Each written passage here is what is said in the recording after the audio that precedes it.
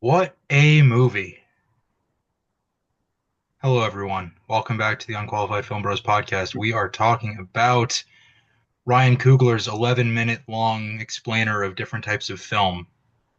And then we might also get into the movie that he was talking about during that 11-minute video. So, Sinners, what'd you guys think? Yeah, where do you even start? I mean that's a great movie. That is a fantastic movie. Um, Lots of people try to about it like it's a genre, like a horror movie or something like that. This is a lot of different things. It goes beyond Um, genre. I mean the whole premise, sorry to interrupt you, Ben, but the whole premise is based on music being able to send you on, these spiritual journeys and out of body experiences and everything. And that's what this movie is. and also that I mean we'll talk about that scene where they pan the camera and it Talk about it. changes. But I mean that is kind of like they're transcending genres. It's like these things relate, but they're not technically in the same genre. You got hip hop, blues, rock, got a lot of different stuff. Mhm. Yeah, But and I that, thought that it goes was that goes the beautiful. same for the movie. It goes beyond horror. It's Well, yeah, drama, that's what I'm it's an saying. action It's movie. like, It's yeah. yes, that was my analogy. Okay. Just we're all on the same page. Yeah, this movie, I don't do horror movies, as I have long said on this pod. Um, but this one, the trailer piqued my curiosity enough where I didn't put up a fight in the group chat, and I was like, all right, yeah, let's make it happen. Let's watch this movie. It's not really a horror movie anyway, so It's not really a horror movie anyway. There are horror themes and jump scares and there's stuff of jump this nature. scares. There's as many jump scares as there are in like, you know, Indiana Jones and the Raiders of the Lost Ark. You got like a snake jump scaring you at one point. Yeah, that's true. Um, but like this movie, it was it's an original blockbuster, which we don't have a lot of anymore. So that alone piqued my curiosity. Michael B. Jordan in a dual role made me excited about it. Ryan Coogler writing, directing, producing, doing everything that he does as a wizard of filmmaking. I was excited to see this one, and my expectations were met. I mean, this film is transcendent, as you said. It is just exceptional in its visuals and its performances and its music and its themes and its story. It's just across the board a fantastic film. Yes. Mhm.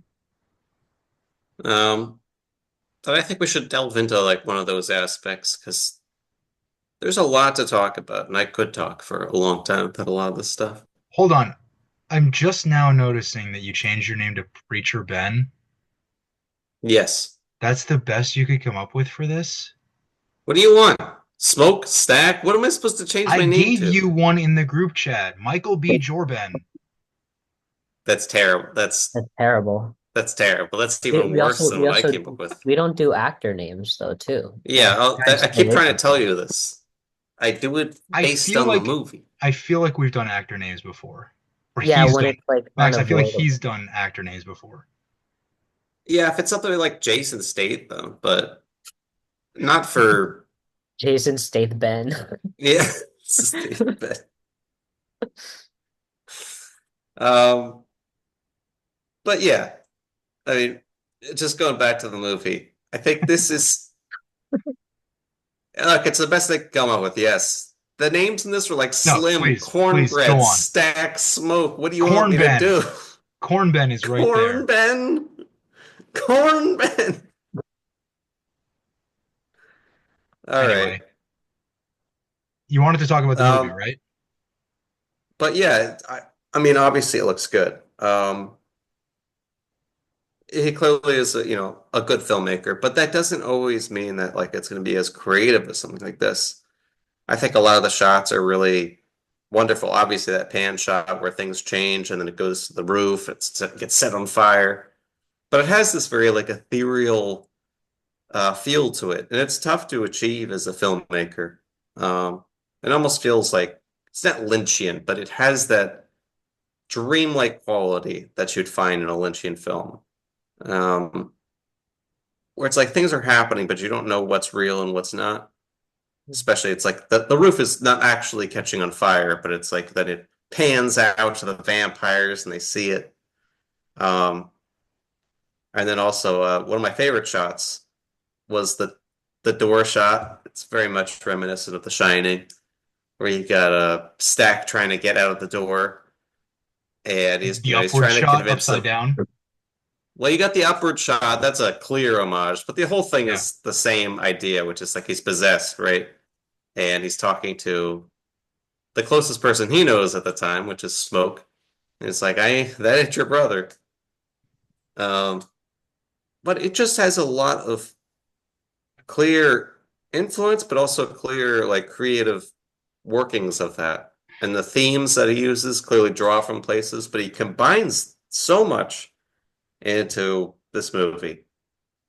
There's a lot of, I mean, we talk about the dual characters, but there's a lot of duality in this, just as a theme. I Yeah. don't want to talk too much. I could preach forever, you know. I hate you. Yeah. And Let's. I was struck by the themes of assimilation, and kind of just the way that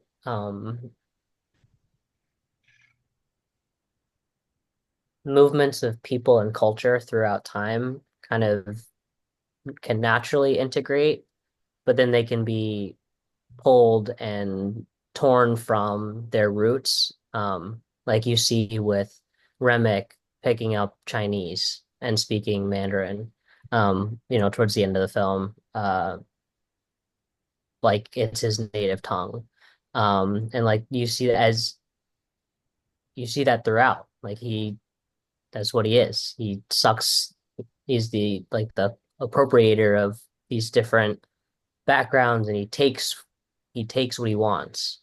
But I think A he is parasite. probably one of the best characters that I've ever seen. I mean, Hmm. like he's not on screen that long, but he shows up and he's like, do you want to be saved? You need to be saved, don't you? And then we get the backstory to him later on, which is that he was, one of the Irish people that was basically oppressed by religion. And that was one of the things they said, we're saving you, we're saving you. And it's one of those things where a lot of the time the oppressors were previously the oppressed. It's a radical reaction to what happened. And that the Um, vampires were portrayed as this cult, and sort of like mindless followers of Remick.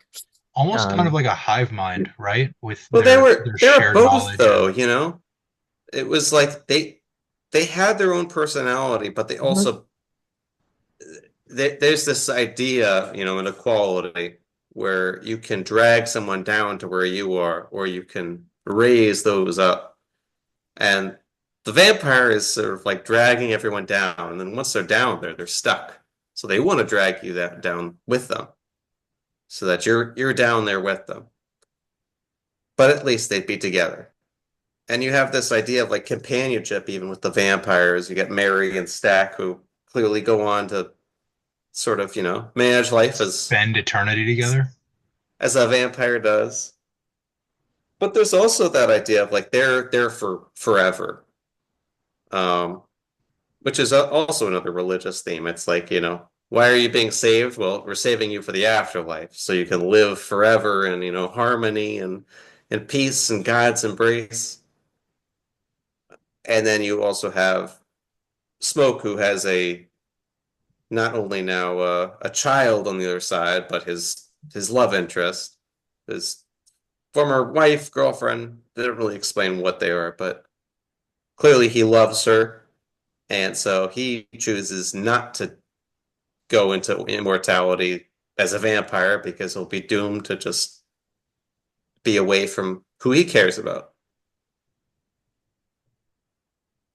So it's assimilation, but it's also like how they can be convinced that it's like he truly believes he's actually doing something good for these people. Hmm. Um, because I guess he's lived so long like that. Yeah. Hundreds and hundreds And of years, right? Didn't they say like 13th yeah, century? and the vampires are obviously it's much more of a metaphor, but it does the idea is like the weight of that generational trauma, even if it wouldn't be one person, it's like hundreds of years later, they still go through that trauma and they still are oppressed. The IRA bombings happened in the 70s, Yeah. not that long ago for them. It's like that there's always something and it continues for generations. So I would say like, yeah, in this movie it is a vampire, but I think more than that, it's the idea of it. Yeah, it's what the vampire represents.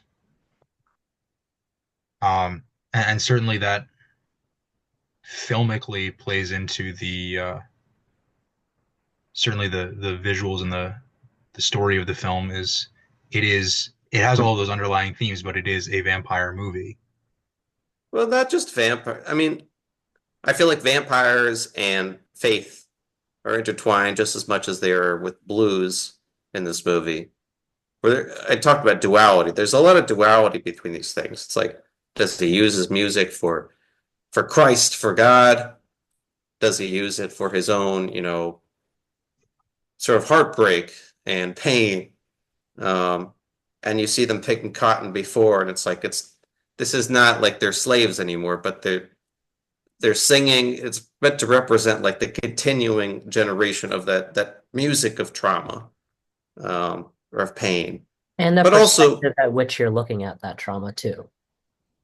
but also, it's not it's the pain, but it's hope. You see everybody come together, um, because everyone knows that pain.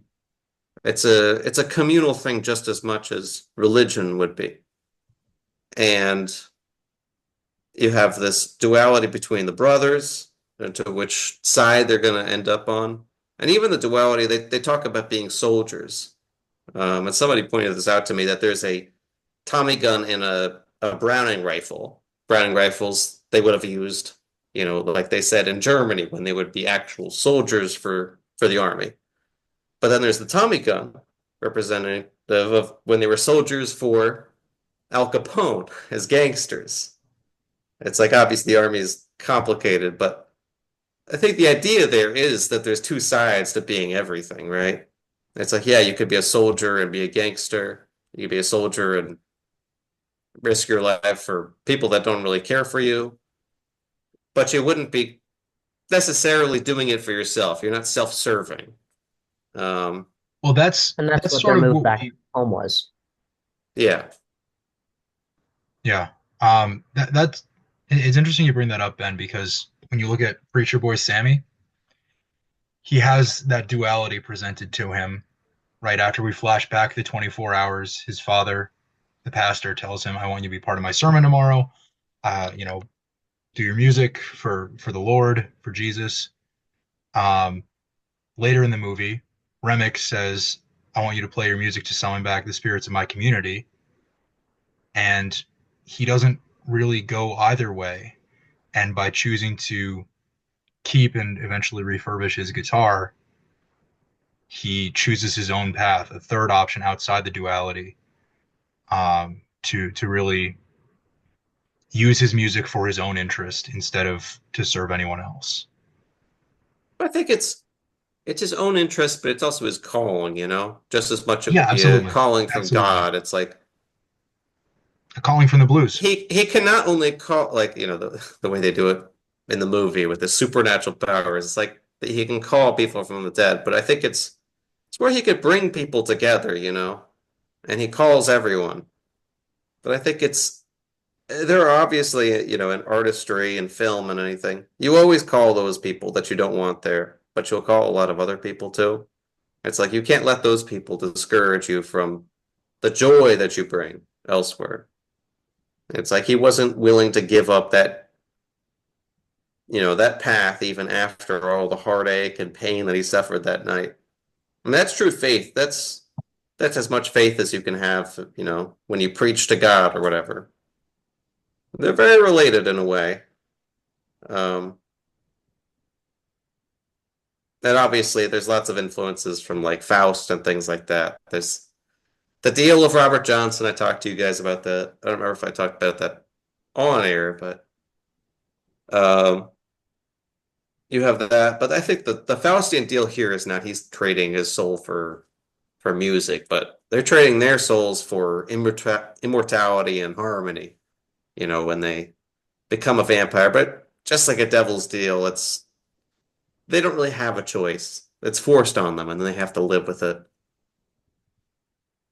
And they either accept it or they don't. And that's what makes Annie's death so powerful, is that she gets bitten by the vampire and she's going to die and transform in death, but she calls in on Smoke to fulfill that deal that they had made earlier in the film, and he kills her, and it's emotionally devastating for his character, and she's completely And lost for the rest I of the think that's a film. great moment where you see that the vampires are not mindless drones. It's like they clearly still have their own personalities because Mary like Mary takes screams off. out. Hmm. Well, she screams out like no, and then And Stack like Cornbread too, I drags her think, away. or someone else Huh? did. I think Cornbread did. Cornbread Someone did, yeah. else Or did it. cornbread. Yeah, somebody's cornbread in his messed up face. Yeah. I, I That scene with Cornbread at the door, and he's trying to get in, and that's when Annie like first does the whole like, why do you need to be invited in? That might have, other than the long tracking shot with the blending of genres and time, that scene just narratively might have been my favorite in the movie. I think there's a lot of good scenes there. But yeah, that's a good suspense scene. I was just thinking about. I hope his face is not like that for if forever. Yeah, It because must heal, right? that won't just like heal on its own, you know? It Right, must but heal. what we learn about vampires, especially Remick, but also like Mary and Stack at the end of the movie, is that these vampires can present as human. They can present as normal. So I'm sure Cornbread, I don't know if he survived the sunlight at the end of the movie, but assuming he did, he can I do not believe he did. presumably, oh, well, if he had, I'm sure he would have gone to a normal 1930s hospital and gotten his face sewn up. Just my guess. 1930s plastic surgery. Yeah. They'd be Yeah. like, "How are you alive, man? Don't worry about it, If I told you, I'd have to kill you. man." You guys want to get into Michael B. Ooh. Jordan acting opposite himself? If you want, I mean, I would like to, because okay. I have a lot of thoughts on that. Um, One, I think Michael B. Jordan and Ryan Coogler is just an absolutely incredible partnership, from Fruitvale Station to Creed to Black Panther. Like, these two are joined at the hip, and it's to our benefit as the audience to see such a great creative partnership. But then to Everyone see, needs a muse. yeah, I know it as a filmmaker, and that's obviously on a much smaller scale, but I get it. Um, but yeah, I think, obviously dual roles are nothing new to film. It's been done for a century, if not more. Certainly not recently. Yeah, that's true. There have been a Um, lot recently. They're popular in the 80s. Now they're back. um, but yeah, I think what Jordan's able to do in making Smoke and Stack different characters, and being able to present these two individuals so differently is a credit to him as an actor, but also like for us, the audience, to see the same guy in two different roles, it's essential to us, unless it's like required for the narrative for us to get them confused. It's essential for us to be able to tell them apart. And the way that Well, his depends mannerisms and on, behavior, and even the way he speaks as each character. yeah. I will say that that is important in this one. It depends on the movie. I showed Max Dead Ringers. That's one is which is kind of similar. Two brothers, kind of in the same profession, but they have different personalities. But in that one, it's actually very interesting because it's more psychological that they would that you're a little confused as to which is which. So not always you don't want that, but for this one, I do agree that it's smart to have them wear like different colors, red and blue, and them have different love interests, different love prospects. Like Smoke already has, a son or a daughter, Daughter. a daughter that died, Yeah. um, and he's has a ex-wife, ex-significant other that he still loves, and then you got Stack who also still loves Mary but doesn't want to be with her because he's afraid of the look. Um, I mean, talk about duality. I mean, Mary, yeah. Yeah. she's the definition of duality. And then you got, yeah, the black white woman. Yeah. Um, so I feel like, yeah, they each have their own motivations. Um, and clearly Stack is much more like, gung ho and not He's more thinking of a as loose much as cannon than Smoke. Smoke is. So yeah, I think it is really good that they write them differently so that they can interact and actually have a different character for him to play. Because I mean, you could do a lot, but it is tough when they're written to be the same person to actually have some identifying like features.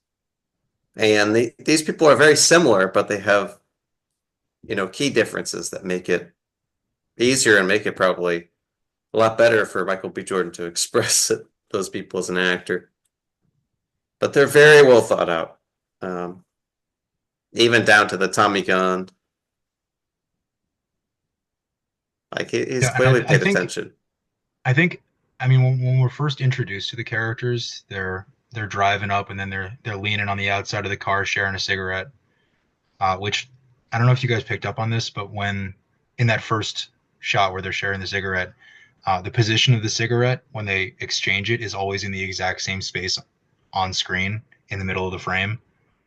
Um, Obviously, to It's also in the it's edit making always the it's Stack that rolls all the cigarettes, and you see my Smoke at the end trying to roll one, and he just can't. He drops one first, that looks like it's like at least partially rolled or rolled, but doesn't want that one, tries to roll one himself, can't do it. yeah. But I think what helps the audience differentiate the two of them early on is the fact that they're split up for much of the first act, right? Hmm. Stack and Sammy go off and start recruiting these other musicians. Smoke is much more focused on the business side of it. And well, I got to get, someone to run the place. I got to get someone to do the cooking. I got to get someone to handle the liquor. So it's the two of them each accomplishing necessary tasks to open this juke joint. Um, but we're seeing each of them in different circumstances.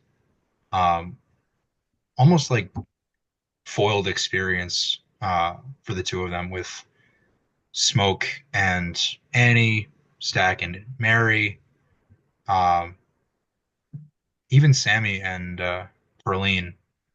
We sort of see how these characters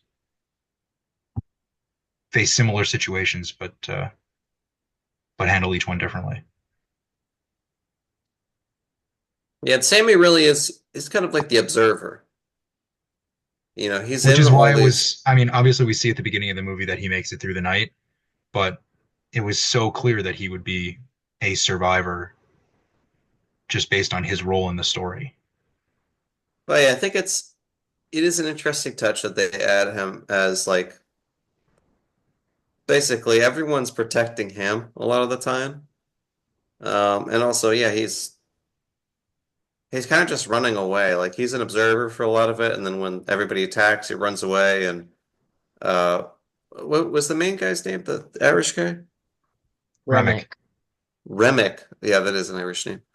Um, yeah, Played by Remick Jack shows up. O'Connell. Yeah, well, I know that his name is really Irish, but Remick's very old school. And yeah, and then Spoke shows up behind and stabs him. But he's not the protagonist. Like a lot of blues people would be the protagonist, right? I mean, in the story of the Crossroads, you get Robert Johnson who's the protagonist. He's talented with, or gifted with music, but it's really him that brings everyone, but he doesn't really do anything, in that scene to stop any of the vampires. Past, I think he hit him with a guitar, but But you also, it's not the movie at that point, you're not expecting him to come in and like save the day because it's never been set up for us to believe no, him to no. come in Right. and do something like that. It's his Um, movie, but it is also much more Smoke and Stack's movie. well, no, Well, it's the community, right? I mean, yeah, that's that's first hour of the movie is set up, True. splitting them up and allowing us to get into what is like a fictionalized version of Black Wall Street, this thriving community in Jim Crow era South that is doing pretty well economically. I mean, you've got a Chinese couple who's running two businesses, it looks like. And you've got Smoke and Stack coming back from Chicago. Like there's money here. And it's not with the sharecroppers, but it's with the people that are in town. And that's why it's important that we get that set up an hour in and we see them going off together. This is their time together as a community.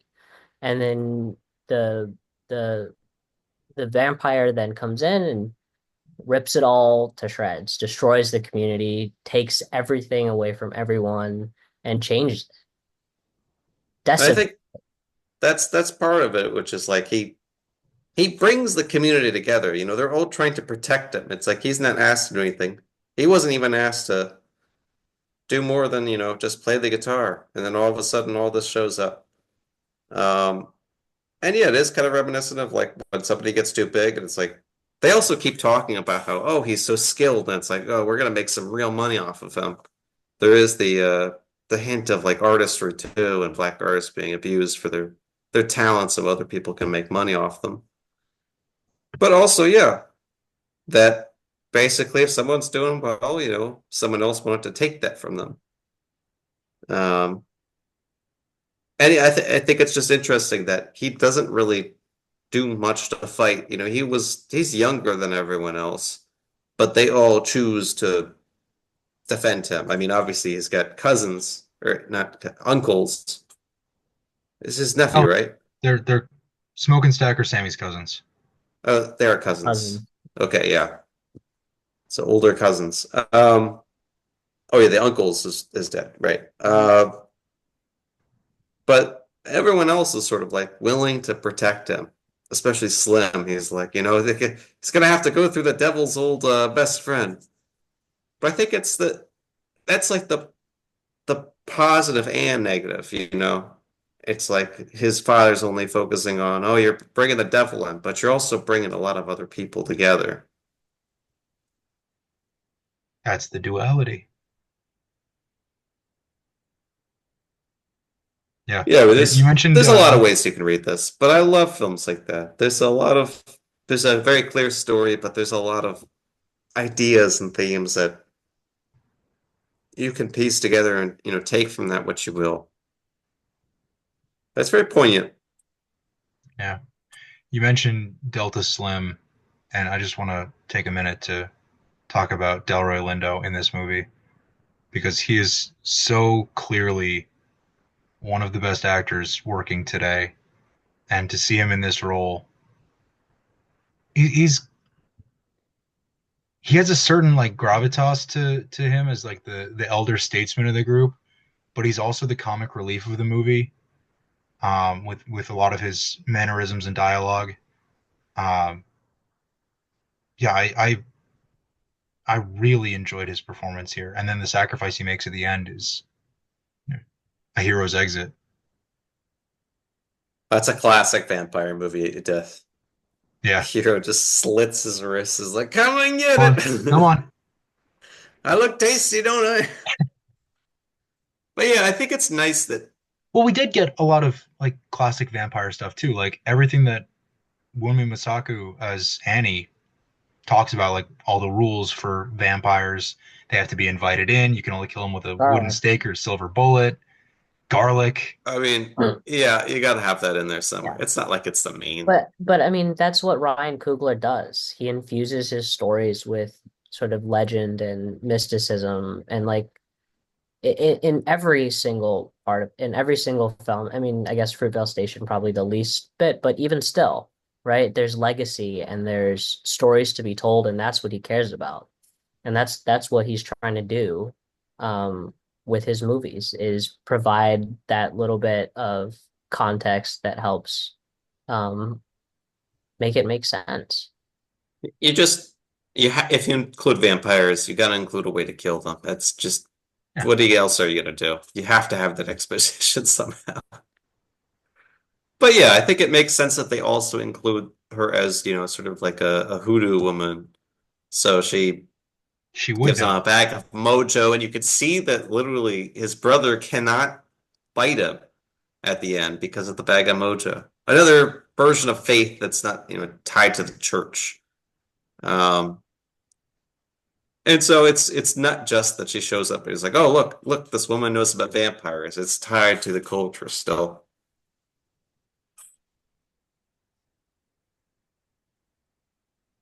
Yeah, this movie, I mean, it's fantastic. There's a million things I could talk about. I'm I trying to restrain myself and not just drone about it. you can. That's what we're here for. That's what we're here to do. I Um, know. You don't want. I can't take that offer. but like this movie, and I want to go back to the scene of the movie. Um, it's crazy how, like, I don't know if it's just my Twitter algorithm or what have you, or if you guys have seen this, but there was something on Twitter yesterday, um, that I'm trying to remember exactly what it said. It said like, what did you guys think of the movie scene of 2025? And every single answer, Chicken jockey. shh, shut the fuck up. That's some shit I would pull, man. Not I cool. know. I thought I'd pull it out just to throw you off. That is like the third or fourth week in a row we've mentioned chicken jockey, though. I know, but you mentioned it the other Yeah, time, so but it's like I gotta pull this George, one out. it's It's the it's because perfect it's a timing. cultural phenomenon. It's funny that you But I bring up the mean, chicken jockey though, because 95% of the responses were about that scene in Sinners, and the other 5% were chicken jockey. I mean, fair. it is a technically very hard thing to accomplish. I mean, it's a miraculous scene. That's probably one that Ryan Coogler will appreciate for a long time.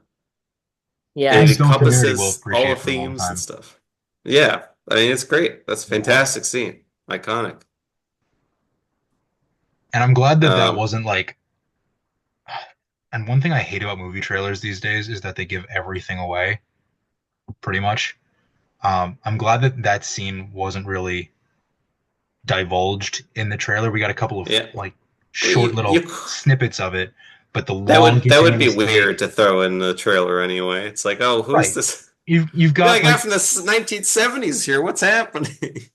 but like Sammy walking forward with the guitar right at the beginning of that scene, the burning mill slash juke joint, like those are clips from that extended scene, or from that extended take rather, that are chopped up and thrown into the trailer. But then when you actually Yes. see the whole thing play out, it's so much more than the sum of its parts. But also, you don't know what's happening in the trailer. I thought the roof was Uh, actually going to start burning or something. True, and the But Sinners trailer was very good. It was very compelling. I was going to compare this. This is actually somewhat like the shot in Goodfellas, where they enter the A little bit. bar and they pan around. It kind of it introduces us to the culture. That's the entire idea with that shot is like indoctrinating you into the mob. But in this one, it's like going around, you see all the people dancing, and he's casually changed some of the people, and they're different. They wear different things. They act a little different, but everyone's having a good time. The music is different, but it's similar. Yeah, It is a just a more experimental version of something like that. good. But it's clear That's that like it's so he cool. cares about film. I mean, it's great to take a shot like that. I don't know if that was the direct influence, but I know that's I one mean, that lots it's of hard. film people love. It's hard not to draw the comparison with a long extended take like that. Well, especially panning around the obvious like scene where everybody's hanging out.